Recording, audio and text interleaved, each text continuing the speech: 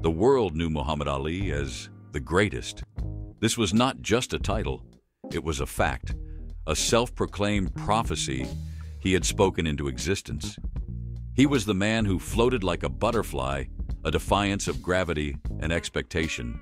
He was the poet, the warrior, the anti-war spokesman, the beautiful, fast, and impossibly charming face of a new generation. He was an icon built on speed, wit, and an unshakable belief in his own destiny.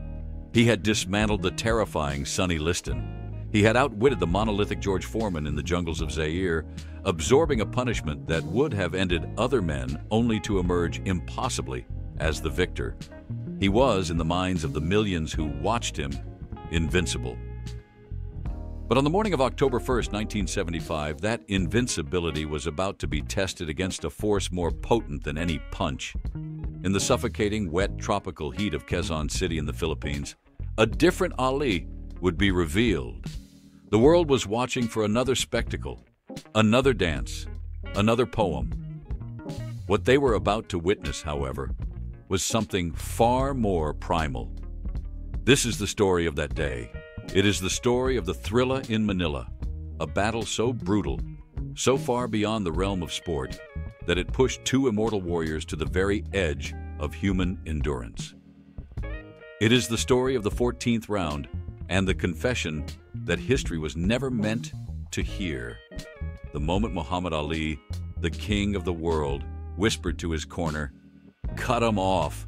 The moment he admitted, "This is the closest thing to dying." This was never just a boxing match. It was the final deciding act of a bitter, deeply personal trilogy. It was a blood feud. The score was 1-1. Joe Frazier had handed Ali his first ever professional defeat in 1971 at the fight of the century, a loss that haunted Ali Frazier. The relentless, head-down, smoking bull had exposed a crack in Ali's armor. Ali had won the rematch in 1974, a competent but uninspiring decision that settled nothing. It only set the stage for this, the final confrontation. This was not for a belt, though the heavyweight championship was on the line. This was for the soul. It was for the right to define the era, and Ali, the master of psychological warfare, had chosen to make this war personal, and in doing so, he had made it cruel. In the build-up to the fight, he had unleashed a torrent of verbal abuse that went far beyond his usual poetic boasts. He attacked Joe Frazier's very identity. He called him the gorilla. He rhymed, "It will be a killa and a chilla and a thrilla when I get the gorilla in Manila." He paraded a small rubber gorilla, punching it for the cameras. To the press, it was just Ali being Ali. But to Joe Frazier, it was a betrayal. Frazier, who had grown up in the brutal poverty of South Carolina, who had defended Ali when he was stripped of his title for refusing the draft, felt this was the ultimate disrespect. Ali was painting him as the ugly black man, the stupid one, the white man's champion. For Frazier, this fight was no longer about boxing. It was about respect. It was about silencing the man who had wounded him so deeply, not with his fists, but with his words. He was not training to win. He was training to inflict pain. He was coming to Manila to, in his own words, push Ali's heart right out of his body. And the stage for this epic drama? It was set by a dictator, Ferdinand Marcos. The ruler of the Philippines had seized upon the fight as a massive global propaganda tool. He had declared martial law 3 years prior. His regime was known for its corruption, its extravagance, and its brutal silencing of dissent. While his wife Imelda amassed her infamous shoe collection, the population struggled. Marcos needed to project an image of a stable, prosperous, and modern nation to the world. He paid millions of dollars to bring Ali and Frazier to Manila, to wrap his brutal regime in the glamorous aura of the heavyweight championship, the fighters, the press, the world. They were all guests at a lavish party designed to mask a dark reality. The entire event was a performance, a spectacle funded by dark money to distract from the cries of a nation. The city itself was a character in this drama. When Ali and Frazier arrived, they were not met with the dry heat of Las Vegas or the familiar air of New York. They were enveloped by the suffocating wet blanket humidity of the Philippines. It was a heat that clung to the skin, that made breathing a conscious effort. It was a tangible, oppressive force that would become a critical third combatant in the ring. The Araneta Coliseum in Quezon City was a massive, metal-domed arena. It was not designed for this kind of tropical climate. On the day of the fight, in a bizarre and cruel decision made to accommodate international television broadcasts, the match was scheduled for 10:45 in the morning. This meant the sun was already high, beating down on that metal roof, turning the air inside into a thick, unmoving, superheated soup.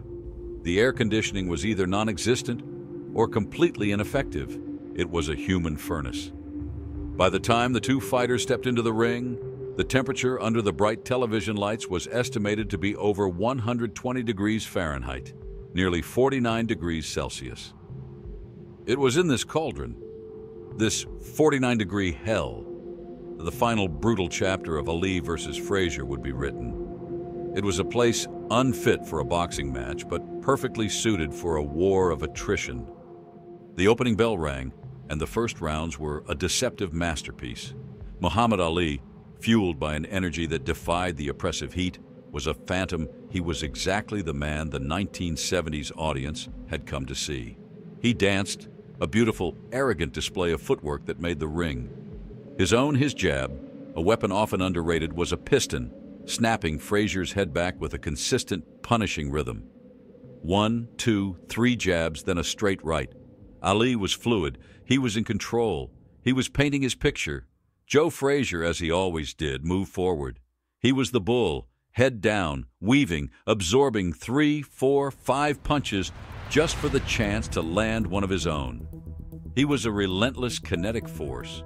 But in these opening minutes, he was a force hitting empty air. Ali was too fast, his distance control too perfect. He was making Frazier miss, and he was making him pay. In Ali's corner, Angelo Dundee was comfortable. The plan was working. They expected Ali to employ the rope-a-dope, the brilliant counterintuitive strategy that had absorbed and neutralized the monstrous power of George Foreman in Zaire. The plan was to let Frazier, fueled by that deep personal rage, punch himself out against Ali's defensive shell. Let him waste his energy in the furnace of the Coliseum. Let him empty his tank. But there was a critical, fatal miscalculation. This was not Zaire. The heat in Africa had been dry. This heat in Manila was a wet, suffocating blanket. It was like fighting in a steam room. To rest on the ropes in that arena was not a strategy. It was an act of self-immolation. It was leaning against a radiator. Dundee saw it almost immediately. Ali was tiring, and he was tiring far faster than he ever had before. The moisture in the air was stealing his breath. The bounce in his legs, that supernatural lightness, was fading. By the end of the third round, the dance was already becoming a march, and Joe Frazier was not George Foreman. Foreman was a lumbering giant. Frazier was a perpetual motion machine, a man who had famously trained by running backward up the steps of the Philadelphia Museum of Art. But more importantly, Frazier was fighting with a secret that few outside his innermost circle truly understood. Years before, in 1965, a piece of metal shrapnel from a training bag had struck his left eye, causing a severe cataract. Over time, his vision in that eye had deteriorated, leaving him legally blind on that side. He had hidden this from athletic commissions, from doctors, from the world, for his entire career. This profound handicap, however, had ironically forged his legendary style. He had to get close. He had to bob and weave to get inside an opponent's jab, to keep the fight in a phone booth where his one good eye could track the danger. It was the reason he was so susceptible to a jab, and the reason his own left hook was one of the most feared punches in history. He was, in effect, a one-eyed warrior. This made him more focused, more dangerous, and, in that heat, more determined. The fourth and fifth rounds marked the turning point. The fight's entire complexion changed. Ali, realizing the ropes were a death trap, had to abandon the plan. He had to stand and fight. And Frazier, ignoring the jabs that were now tattooing his face, finally found his range. He slipped under a right hand and unleashed the punch he had been waiting to land for 4 years. A thunderous, devastating left hook exploded on Ali's jaw. The sound, a dull thwack, echoed through the arena. Ali's eyes rolled back in his head. His body went momentarily stiff. He staggered, caught on the ropes, but he didn't fall. The invincible chin had held. But in that single instant, the entire dynamic of the fight shifted. The dance was over, the poetry was gone, the boxing match had ended. A primitive, savage brawl had begun. Frazier, sensing his moment, swarmed. He trapped Ali on the ropes, not against a defensive shell, but against a stationary target. He unleashed a torrent of brutal, merciless hooks, not to the head, but to the body, hammering the ribs, the kidneys, the arms, trying to chop the larger man down. Each punch was a punctuation mark, a physical manifestation of the word gorilla. Ali was now in Frazier's world. He was in the deep, dark water, and the bull was trying to drown him.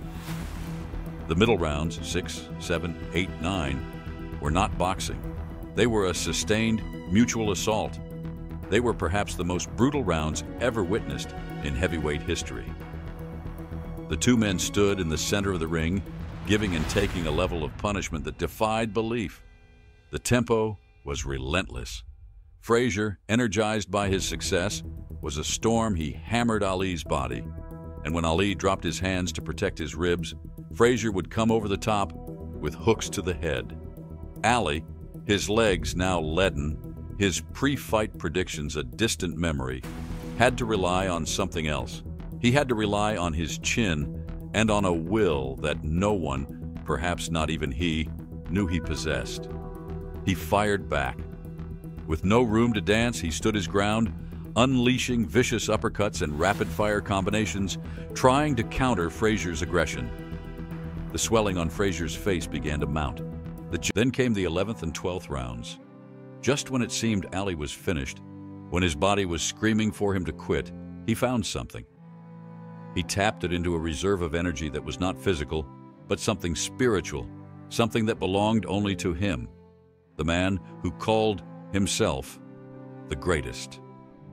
He later said he felt a new life, a new spirit. He began to fight back, not with the memory of his legs, but with the sheer speed and precision of his hands.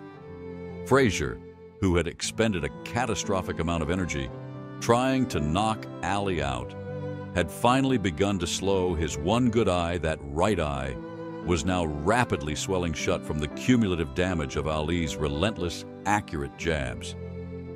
He was becoming a stationary target. Ali, in turn, saw his opening. He was no longer just surviving, he was hunting. He unleashed vicious, rapid-fire combinations that hammered Frazier's already disfigured face. The thwack, thwack, thwack of leather on flesh echoed through the arena. Ali was no longer the butterfly. He was the bee, and he was stinging with venom. Frazier, his head snapping back with each punch, was being pushed back for the first time in the fight. His ad hoc, forward-moving defense was gone because he could no longer see the punches coming. This was not a comeback in the traditional sense. It was a desperate, simultaneous self-destruction. Each punch Ali threw cost him energy he didn't have. Each punch Frazier absorbed took him one step closer to blindness. It was a race to see who would be extinguished first. The 13th round was, perhaps, the most savage 3 minutes in the history of the sport. It transcended boxing. All strategy was gone. All defense was abandoned. It was just two men exhausted beyond human comprehension, standing in a 120-degree furnace, trying to extinguish one another's consciousness. Ali, finding one last burst of strength, hit Frazier with a straight right hand so hard, so perfectly placed, that it sent Frazier's custom-molded mouthpiece flying out of his mouth. It sailed over the ropes, landing somewhere in the press section, a bloody relic of the war. The referee, Carlos Padilla, did not stop the action to replace it. Joe Frazier did not care. He fought on without it. His mouth was now open, his gums exposed, blood streaming freely as he continued to march forward into the storm. It was in this round that Ali himself had his revelation. He, in his own autobiography, would later describe this moment with a sense of awe. He was hitting Frazier with punches that would have brought down a building. The hardest, most accurate shots he had. And Joe just kept coming. God, Ali thought to himself, right there in the ring, as he landed another flush shot. He's a great man. What a great man. It was the ultimate silent confession of respect, paid in the currency of violence. By the end of the round, Frazier's face was no longer a face. It was a grotesque purple and red mask of swelling. His left eye, the blind one, was a swollen closed slit.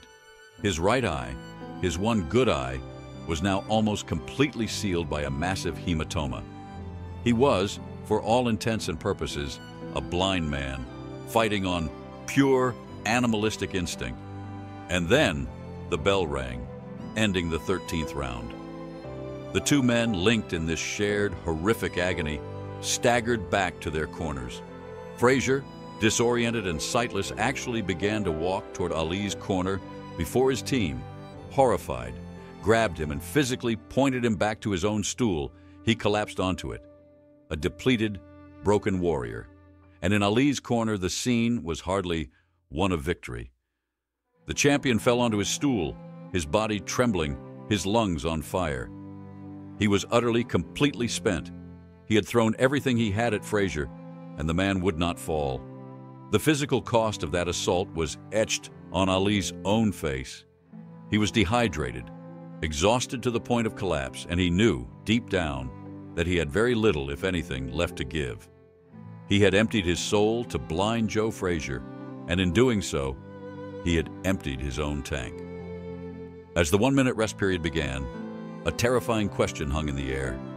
Could either man possibly answer the bell for the 14th round? The bell rang for the 14th round. It was a sound that both men must have dreaded, a summons back to a place no human should have to go. Ali somehow rose from his stool. Frazier, guided by his corner, rose as well. What followed was not a round of boxing. It was an act of survival on one side and a desperate finishing barrage on the other. Ali, knowing his opponent was blind, went to work. He could not miss. He hit Frazier with everything he had left. Right hands, left hooks, uppercuts, one after another, each punch snapping Frazier's head back with sickening regularity. But Joe Frazier would not fall. He was a man fighting on pure animalistic instinct, a body still moving forward, his legs holding him up by some miracle of muscle memory, even as his brain was lost in a fog of pain. He was a blind warrior walking through a minefield, and each explosion was a punch he could not see. It was in this round that the true, terrifying cost of the fight became apparent. Ali was inflicting a level of punishment that was horrifying to watch. Yet he himself was on the verge of collapse. The effort of throwing these punches was draining the last remaining microscopic reserves of his own life force. He was winning the round, but he was losing himself. The bell finally rang, ending the 14th round. It was a mercy. Joe Frazier, blind and battered, was led back to his stool. And Muhammad Ali, the champion, took the long walk back to his own corner and collapsed onto the tabouret. In that 1-minute interval, the fate of the heavyweight championship and the lives of two men were decided. In Joe Frazier's corner, a different kind of drama was unfolding. His legendary trainer, Eddie Futch, a man known for his wisdom and compassion, looked into the face of his fighter. He saw not a face, but a grotesque mask of swelling. He saw the eyes sealed shut. He knew what he had to do. "Joe," he said, his voice calm but firm, "I'm stopping the fight." Frazier, his mouth full of blood, his mind lost, tried to protest. No, Eddie, you can't stop it. I can make it." He tried to rise. But Futch, a father figure to Frazier, placed a heavy, loving hand on his shoulder. "Sit down, son," he said. his voice breaking the absolute truth. "It's over. No one will ever forget what you did here. Tonight." Fuchs turned and signaled to the referee he was throwing in the towel.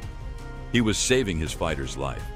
Simultaneously, across the ring in the champion's corner, an event was unfolding that the world was never meant to see. Muhammad Ali, slumped on his stool, his body trembling, his mind giving in to the sheer, crushing weight of exhaustion, had found his limit. He looked at his trainer, Angelo Dundee, his eyes pleading, all the poetry and arrogance completely gone. He was no longer the greatest. He was just a man who could not go on. He leaned in, and his voice, a cracked and desperate rasp, spoke the most shocking words of his entire career. "Cut him off." Dundee was stunned, pretending not to hear. Ali insisted, his voice a slurred whisper. "Cut my gloves off. I can't do it. I can't go on." He was quitting. The champion, the man who had defied the U.S. government, the man who had beaten Foreman, was surrendering on his stool. Dundee, in a panic, was still screaming at his fighter, "You're winning! He's tired." But Ali just shook his head. He was done. And just in that instant, as Dundee stood horrified, holding the gloves he was being asked to cut, he looked across the ring. 1 second before he did,